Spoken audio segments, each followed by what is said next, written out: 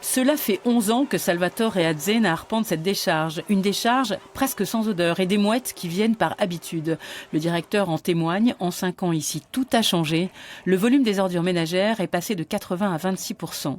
Et ce qui arrive a été retrié pour éviter au maximum les matières organiques. Elles ne sont plus qu'à l'état de traces.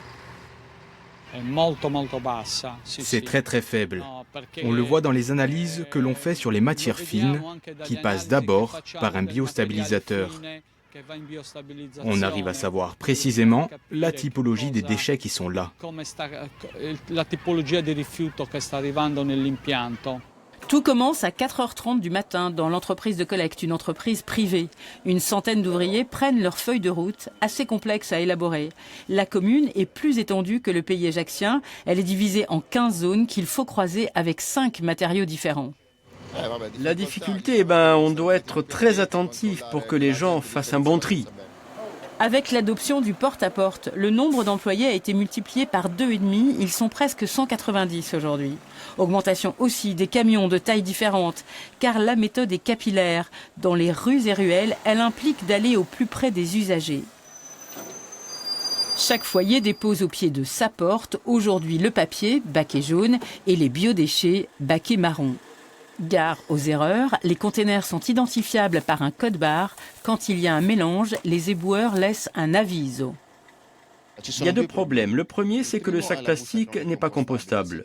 Et puis au milieu des biodéchets, il y a de l'aluminium. Et les déchets ne sont pas retirés. Centre urbain très dense ou campagne. La commune compte 25 000 logements, fois 5 types de containers. La gestion du matériel de collecte est centrale. Et la traçabilité en dépend. L'usager laisse son codice fiscal et c'est l'équivalent de notre numéro de sécurité sociale. Personne n'y échappe.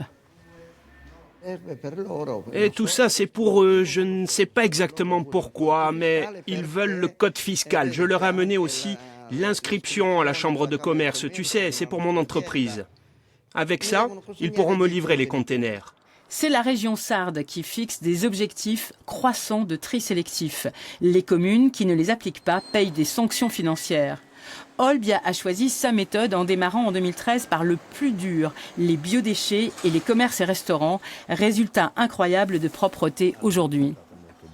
Au début, ça a été très difficile. Le système du porte-à-porte, c'est compliqué pour les gens.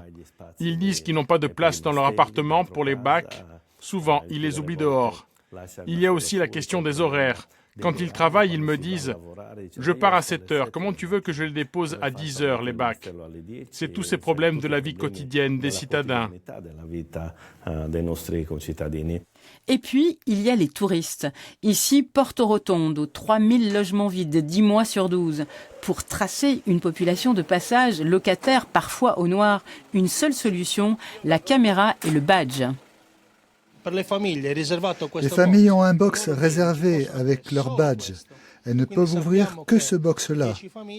On connaît les 10 familles qui viennent ici pour faire leur tri et elles ne peuvent aller nulle part ailleurs. Et ici, avis et amendes sont répartis entre les appartements concernés par ce local. Tracés, sanctionnés pour augmenter la qualité de la collecte. D'elle dépend la qualité du recyclage, la suite de la même histoire.